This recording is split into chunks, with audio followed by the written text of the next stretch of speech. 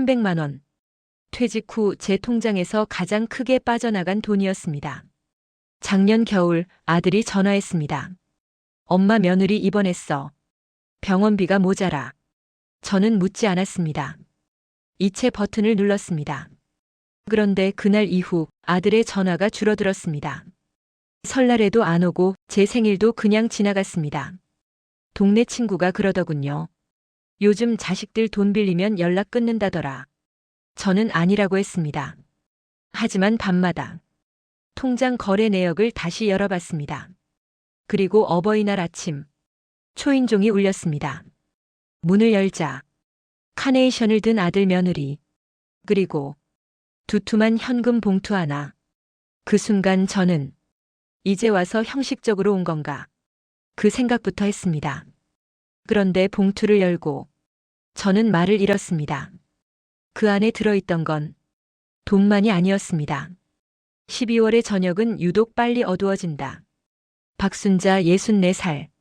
남편을 먼저 보낸 지 3년째 그녀는 혼자서도 꼼꼼하게 살아왔다.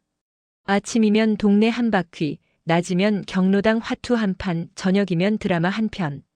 소박하지만 흐트러지지 않은 하루들이었다. 오래된 보일러가 끙끙거리는 소리를 내던 그날 저녁 핸드폰이 울렸다. 발신자 이름 아들 민준. 엄마. 목소리가 낮았다. 평소와 달랐다. 순자는 리모컨을 내려놓으며 자세를 고쳐 앉았다. 왜 무슨 일 있어? 혜진이가 입원했어. 혜진. 며느리였다. 결혼한 지 4년 순자는 그 아이가 늘 건강하다고 생각했다. 밥도 잘 먹고 웃음도 많고. 그런데 입원이라니. 어디가 아픈 거야? 많이 심각해? 수술까지는 아닌데 며칠 있어야 한대. 근데 엄마 병원비가 좀 모자라서. 잠깐의 침묵이 흘렀다. 민주는 말을 잇지 못하고 있었다. 얼마나 필요한데? 300만 원. 순자는 숨을 한 번 고르게 내쉬었다. 300만 원. 그 숫자가 무엇인지 그녀는 정확히 알고 있었다. 퇴직 후 4년 동안 한 달에 20만 원씩 적금을 부었다. 약값이 오르면 식비를 줄이고 버스비가 올라도 한 정거장은 걸었다. 아껴서 쌓은 돈. 혹여 크게 아프기라도 하면 쓰려고 남겨둔 마지막 여유였다. 하지만 아들이 부탁을 했다. 전화기 너머로 민준이 숨소리가 들렸다. 어렸을 때도 그랬다. 이 아이는 부탁이 어려운 아이였다. 중학교 때 수학 여행비가 없어서 친구한테 빌려야 했는데도 엄마한테 말을 못하고 일주일을 끙끙 앓았다. 그걸 순자가 알게 된 건 친구 엄마한테서 전화가 온 뒤였다. 그 애가 지금 전화를 했다. 그래, 엄마가 보내줄게. 말이 나오기까지 오래 걸리지 않았다. 자식 앞에서 그 돈은 더 이상 노후 자금이 아니었다. 그냥 엄마가 가진 돈이었다. 고마워, 엄마. 혜진이 나으면 꼭 찾아뵐게. 전화를 끊고 순자는 바로 뱅킹 앱을 열었다. 잔고 확인. 손가락이 계좌번호를 누르는 동안 잠깐 멈칫했지만 그게 전부였다. 이체 완료. 알림음 하나. 그제야 빠져나간 숫자가 선명하게 눈에 들어왔다. 잔고가 한층 얇아진 화면을 순자는 한참 바라봤다. 그러다 핸드폰을 내려놓고 식탁 서랍에서 낡은 계산기를 꺼냈다. 남은 돈으로 몇 달을 버틸 수 있는지. 약값은 달마다 8만 원 남짓.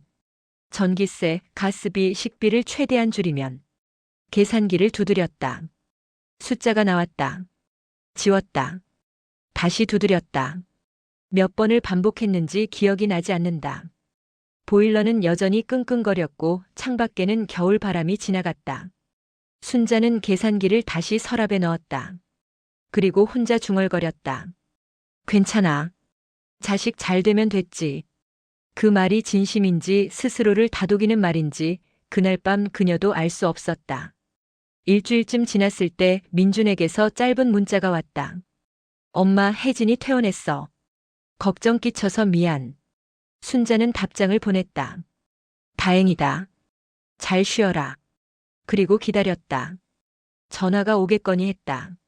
목소리라도 들으면 마음이 좀 풀릴 것 같았다. 전화는 오지 않았다. 처음엔 이해했다. 혜진이 막 퇴원했으니 바쁠 것이다. 몸조리도 시켜야 하고 밀린 일도 있을 테고. 순자도 그 나이엔 그랬다. 아프고 나면 한동안 정신이 없었다. 당연한 거라고 생각했다. 그런데 2주가 지나고 3주가 지났다. 명절이 아니어도 일주일에 한 번은 오던 전화였다. 별 내용도 없는 전화였다.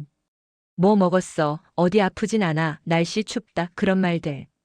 시시한 대화였는데 없으니까 이렇게 허전할 줄은 몰랐다. 순자가 먼저 전화를 걸었다. 2번 신호가 가더니 연결이 됐다. 엄마. 응, 별일 없어서. 그냥 목소리나 듣고 싶어서. 아, 나 지금 좀 바빠서. 나중에 다시 전화할게. 그래, 알겠어. 바쁘구나. 끊고 나서 순자는 소파에 등을 기댔다. 바빠서. 그 말이 어디서 많이 들려오는 말처럼 느껴졌다. 바빠서. 애가 아파서. 일이 많아서. 설명은 항상 있었다. 그리고 그 설명들은 전부 맞는 말이었다. 젊은 사람들은 바쁘다. 살기 팍팍하다. 알고 있었다. 그래도 설날은 넘어왔다 가겠거니 싶었다. 설날 이틀 전 문자 한 통이 왔다. 엄마, 올해 설엔 혜진이 친정에 가야 할 것 같아. 작년에 못 갔거든. 미안해요. 순자는 이미 전날부터 전복죽을 불릴 참이었다. 민준이 좋아하는 거였다. 냉장고에 넣어뒀던 전복을 꺼내며 그걸 다시 넣었다. 그리고 혼자 차례를 지냈다. 남편 영정 앞에 과일을 놓고 절을 2번 했다. 민준이는 못 왔어요. 바쁜가 봐.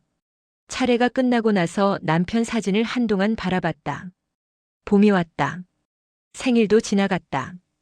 카카오톡에 작은 케이크 이모티콘 하나가 왔다. 엄마 생일 축하해 민준이 보낸 거였다. 순자는 한참 그 이모티콘을 받다가 고마워하고 답장을 보냈다. 예전 같았으면 꽃다발이라도 들고 왔을 텐데. 그 무렵 동네 친구 정옥이와 경로당 앞 평상에 앉아 있다가 무심코 그 말이 나왔다. 우리 민준이 요즘 연락이 좀 뜸하네. 정옥이 호두과자를 집으며 입을 열었다. 요즘 자식들이 다 그래. 나는 또 들었는데. 그러더니 목소리를 낮췄다. 돈 빌리면 연락 끊는다더라. 멀쩡하던 애들도. 순자는 웃었다. 에이, 그런 말을 왜 해? 핀잔을 줬다. 정옥이도 웃으며 넘어갔다. 그걸로 끝난 대화였다. 그런데 그날 밤 혼자 방 불을 켜놓고 순자는 핸드폰을 들었다. 뱅킹 앱을 열었다. 거래 내역. 손가락이 멈췄다. 300만 원이 빠져나간 날짜. 그 아래로 다시는 입금된 내역이 없었다. 그럴 리가 없다. 마음속으로 말했다. 그 애는 그런 애가 아니다. 어릴 때부터 양심 하나만큼은 바른 아이였다. 남의 것을 탐낸 적이 없었다. 거짓말을 못하는 아이였다. 그러면서도 손가락은 거래 내역을 한 번 더 내렸다. 핸드폰을 내려놓고 불을 껐다. 천장을 바라봤다. 이러면 안 되는데. 그 생각과 함께 또 다른 생각이 스며들었다. 그래도 왜 연락이 없을까? 보일러 소리만 들리는 밤이었다. 순자는 그 소리를 들으며 오래도록 잠들지 못했다. 계절이 바뀌었다. 봄비가 며칠 내리더니 어느 날 아침 문득 날이 따뜻해졌다. 순자는 베란다 화분에 물을 주다가 햇살이 좋다고 생각했다. 그리고 곧바로 이런 날 민준이랑 밖에서 밥이라도 먹으면 좋겠다 싶었다. 하지만 그 생각을 행동으로 옮기지는 않았다. 어느 순간부터 먼저 전화하는 일이 조심스러워졌다. 바쁘다는 말을 몇 번 들은 뒤로는 전화기를 들었다가도 다시 내려놓게 됐다. 혹시 귀찮게 구는 건 아닐까? 혹시 또 눈치 없이 시간 빼앗는 건 아닐까? 그 마음이 손을 붙잡았다. 그러다 그날이 왔다. 오후에 소파에 누워 쉬다가 무료함에 핸드폰을 집어들었다. 카카오톡 피드를 내리다가 며느리 혜진의 프로필 사진이 눈에 들어왔다. 순자는 잠깐 망설이다가 그 이름을 눌렀다. 혜진의 SNS가 연결되어 있었다. 게시물들이 차례로 떴다. 봄꽃 사진, 강아지 사진, 그리고 카페 사진, 창가 자리 햇살이 잘 드는 곳, 라떼 한 잔과 케이크. 아래에 짧은 글이 달려 있었다. 오늘은 나에게 작은 선물. 순자는 그 사진을 한참 바라봤다. 그 아래 새 가방 사진이 있었다. 짙은 브라운색의 가방. 브랜드 로고가 선명했다. 혜진이 들고 거울 앞에 선 사진이었다. 댓글에는 예쁘다, 잘 어울린다, 그런 말들이 달렸다. 순자의 손가락이 멈췄다. 병원비가 모자라다고 했는데 그 생각이 들자 심장이 철렁 내려앉는 느낌이 났다. 아랫배가 싸늘해졌다. 순자는 핸드폰을 덮었다. 그리고 다시 펼쳤다. 사진을 다시 봤다. 가방이 얼마짜리인지는 몰랐다. 카페 커피가 얼마짜리인지도 몰랐다. 하지만 모자라다는 사람이 이럴 수 있나 하는 생각은 지울 수가 없었다. 내가 잘못 이해한 걸까? 한편으로는 그렇게 생각하려 했다. 사람이 아프고 나면 기분 전환도 해야 하는 거라고. 작은 것 하나 사는 게 무슨 잘못이냐고. 자식 잘 되길 바라는 게 부모 마음인데 이런 생각이 웬 말이냐고. 그런데 마음이 말을 듣지 않았다. 그날부터 순자는 스스로에게 조용히 다짐했다. 괜히 기대하지 말자. 전화를 기다리지 말자. 명절에 오겠거니 생각하지 말자. 연락이 오면 반갑고 안 오면 바쁜 거라고 생각하자. 기대를 안 하면 실망도 없다. 예순이 넘어서 배우는 거라고 혼자 쓴웃음을 지었다. 그 이후로 순자의 하루는 크게 달라지지 않았다. 아침이면 동네 한바퀴, 경로당 화투, 저녁 드라마. 겉으로는 똑같았다.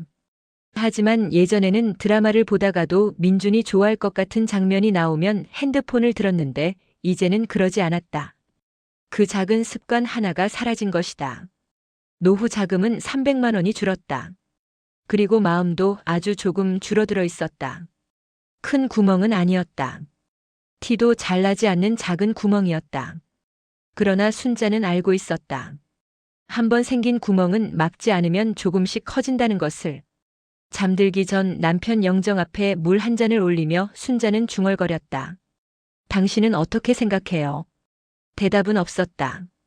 사진 속 남편은 그냥 웃고 있었다. 나도 몰라. 내가 좁은 건지 아닌 건지. 불을 끄고 누웠다. 천장 한 귀퉁이에 습기 자국이 생겨 있었다. 순자는 그걸 바라보다가 눈을 감았다. 봄밤은 따뜻한데 이불 속은 왠지 서늘했다. 손을 모으고 한참을 그렇게 있었다. 믿고 싶은데. 그 말이 마음속에서 맴돌다가 잠이 드는 바람에 어디론가 사라졌다. 5월은 유난히 화사했다. 경로당 앞 화단에 작약이 피어났고 골목 어귀 가로수는 연두색 잎을 한껏 펼쳤다. 순자는 아침마다 그 길을 걸으면서도 올해는 왠지 계절이 남의 일 같았다. 예쁜 건 알겠는데 마음에까지 닿지 않는 느낌. 그런 봄이었다. 어버이날 아침도 별다를 것 없이 시작됐다. 일어나 물 한 잔 마시고 미지근한 물에 세수를 했다. 거울 속 얼굴을 보며 괜히 크림을 한 번 더 발랐다. 특별한 이유는 없었다. 그냥 오늘은 그러고 싶었다. 경로당에 가면 다들 카네이션 달고 올 테니까 혼자 맨몸으로 가기는 좀 그렇다고 생각했다. 동네 슈퍼에서 하나 사서 달고 가야겠다 싶었다. 스스로에게 달아주는 카네이션. 우습지만 요즘엔 그런 일도 예사였다. 막 겉옷을 집어들려는데 딩동. 초인종이 울렸다. 순자는 잠깐 멈췄다. 혹시 정옥이가 일찍 온 건가 싶었다. 인터폰 화면을 들여다봤다. 화면 속에 두 사람이 서 있었다. 민준이었다. 그리고 혜진이었다. 민준의 손에는 붉은 카네이션 한 다발이 들려 있었다. 혜진은 그 옆에서 작은 종이 가방을 두 손으로 쥐고 있었다. 두 사람 다 카메라를 보지 못하고 서로 눈짓을 주고받는 중이었다. 순자는 한동안 그 화면을 바라봤다. 손이 먼저 현관 쪽으로 움직였다. 문을 열었다. 어머니. 혜진이 먼저 고개를 숙였다.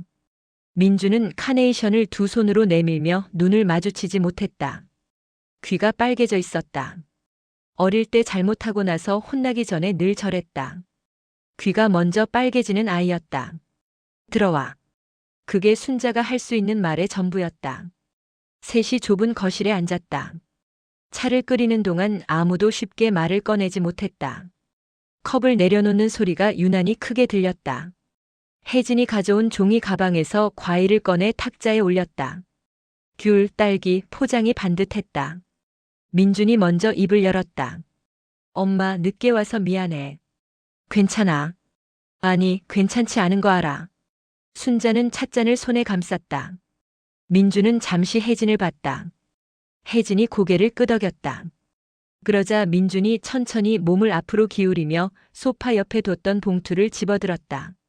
흰 봉투였다. 두툼했다. 어머니, 이거 꼭 돌려드리고 싶었어요.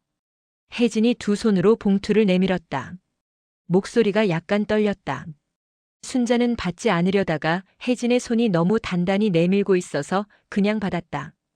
봉투를 열었다. 돈다발이었다. 5만 원권. 그리고 그 아래 반으로 접힌 편지 한 장이 있었다. 꺼내서 펼쳤다. 민준의 글씨였다. 삐뚤빼뚤하고 눌린 글씨. 초등학교 때부터 악필이었다. 엄마, 병원비는 맞아. 혜진이 정말 입원했고 정말 돈이 모자랐어. 그건 사실이야. 근데 그게 전부가 아니었어. 병원비 내고 남은 돈이 조금 있었거든. 70만 원 정도. 그걸 그냥 쓰면 안 될 것 같았어. 엄마 노후 자금이잖아. 그래서 혜진이랑 같이 작은 부업을 시작했어. 온라인으로 물건 떼다 파는 거. 처음엔 별거 아니었는데 조금씩 됐어. 근데 엄마한테 말을 못 하겠더라. 성공하기 전에 찾아가면 엄마 돈으로 장사 시작했다는 게 너무 염치 없는 것 같아서. 그래서 기다렸어. 조금만 더 하다 보니까 여기까지 왔어. 엄마한테 돈 받은 날부터 한 푼도 허투루 못 썼어. 그 돈 생각하면 함부로 살 수가 없었거든. 늦어서 미안해. 순자는 편지를 읽다가 중간에 멈췄다. 혜진의 SNS가 떠올랐다. 브라운 가방. 카페 사진. 가방은 부업 샘플 사진이었다고 아래에 그 말도 적혀 있었다. 판매용 상품을 직접 찍은 사진이었다고. 순자는 그 줄을 2번 읽었다. 3번 읽었다. 손이 가늘게 떨렸다. 봉투와 편지를 무릎 위에 내려놓고 순자는 입술을 꾹 눌렀다. 울지 않으려고. 근데 눈물이라는 건 참겠다고 참아지는 게 아니었다. 한 방울이 턱 아래로 떨어졌다. 민준이 고개를 들지 못하고 있었다. 혜진도 손을 무릎 위에 모은 채 시선을 내리깔고 있었다. 순자는 아무 말도 하지 않았다.